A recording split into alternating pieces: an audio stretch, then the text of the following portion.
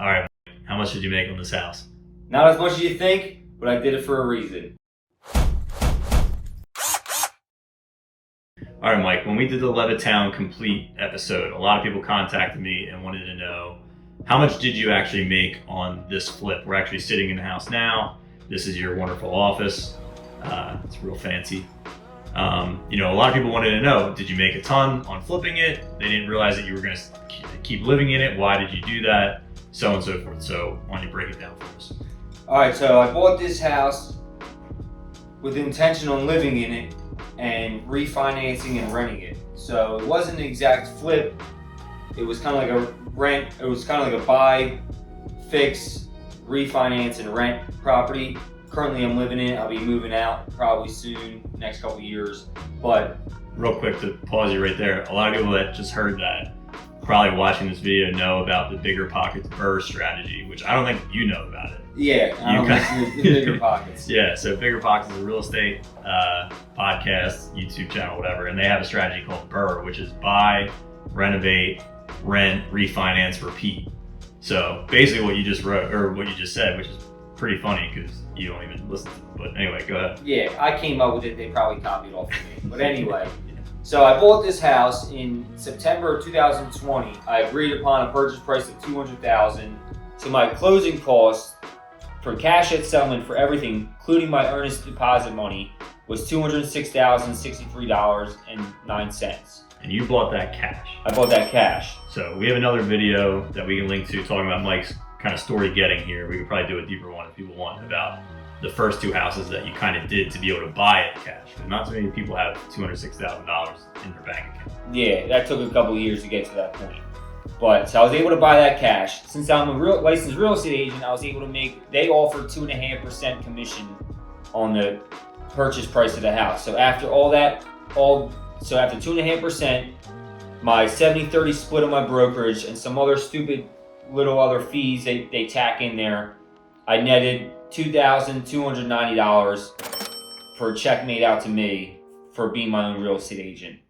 So if you subtract the cash at settlement minus the $2,290, you get around $203,000.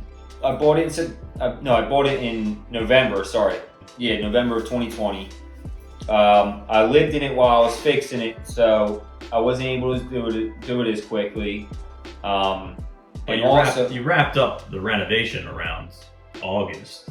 Yeah, of 2021. Yeah, late August 2021. So what's that, about 9 months? About, yeah.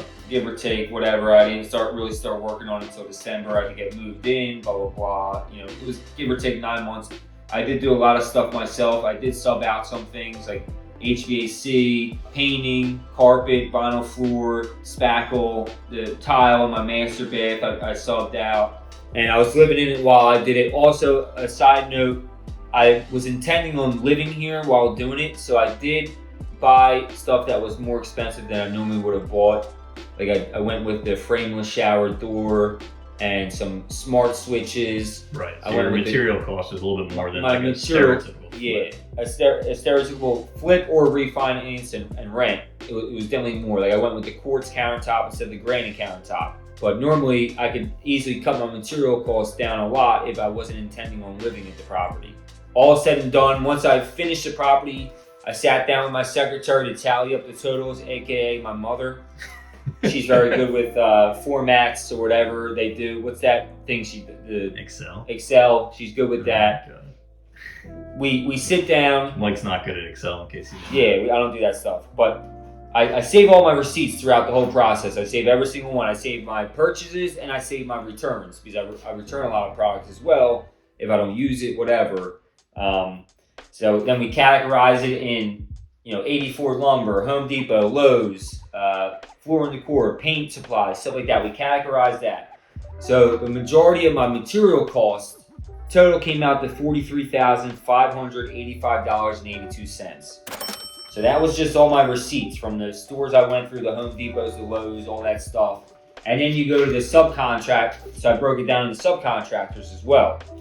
So this is the roof. You do a lot of the work yourself, but there are some things that you still will. Yeah, this house I definitely subbed out more than like my last house. But I could have definitely saved money on a lot of the subcontractor stuff if I really wanted to, but speed of the house, how quickly I wanted to get it done, stuff like that factors into the decisions on that. Expertise, all that stuff. If you have the money, obviously. If you got the money as well. Like on my first couple of houses, I had to do like everything. But this house, I had a couple extra bucks. I was able to sub some stuff out to make the house go faster. The more you do of these houses, you'll spend more at first, but in the long run, you get more houses done, you can make more over time. The subcontractors ended up being $33,930. That was roofing, HVAC, the exterminator I had to pay. That was actually kitchen cabinets for a grand total of $77,515.82. For material and labor. Labor, everything I had to put into this house to get it to the refinance stage, pretty much. Yep. So if you add the cost to buy it minus my real estate commission, and then you add the materials and the subcontractors, total at $77,000. The grand total came to $281,288.91. Everything out the door to get to the point where I could refinance. So now, at this point, I contact my mortgage guy. He brought the appraiser in. It appraised for $375,000. So you're allowed to take 80% out of the appraisal fee. Of the appraisal amount, which came out to $300,000. So after all my closing costs, mortgage origination fee, prepaid taxes, all the BS they give you and your other fees, they wrote me a check for $293,641, which brought my mortgage payment to $1,848.24. So after that mortgage payment though includes taxes and insurance, right? Taxes and insurance. So that's what Mike's paying monthly now. Yeah, nothing else other than obviously utilities and stuff. So but really, you walked away with $293,000 in your pocket. Yeah, and so after all said and done, 281 minus 293, approximately, give or take, about $12,000 extra in my pocket. And now I have a brand new fixed up house and I put $12,000 in my pocket. Now, it doesn't sound like a lot, but I only refinanced it for one. For two, if I wanted to put up a fight, I could have got a higher appraisal on it and took out more money, but I didn't want to do that. Yeah, because you're just going to pay it back in the mortgage. I'm just going to pay back whatever. I was happy with the number I got, so I left it.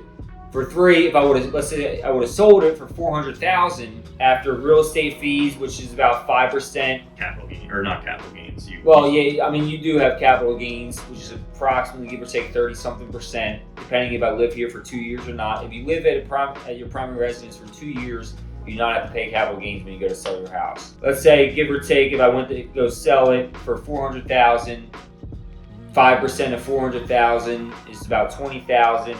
So $400,000 minus 280 minus 20,000, give or take, I'll make about $100,000. I could have made about $100,000 on the flip if I went to go sell it.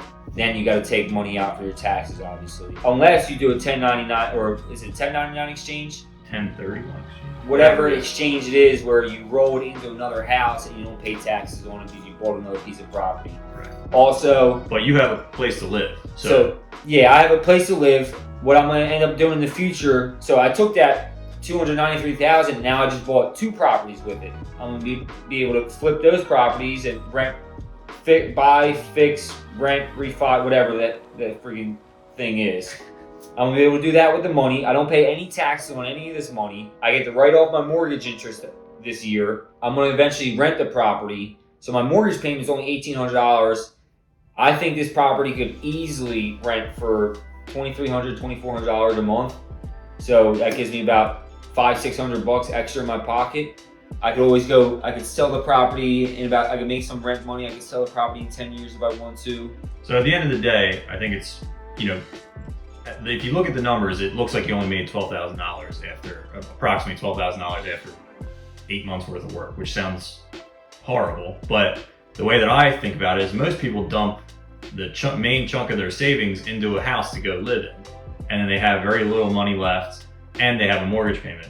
The way you did it is you basically got paid $290,000 to get a nice brand new house, and you got a couple extra dollars on top of that, and now you can take that money and leverage it into new properties or whatever other investments you want to pursue.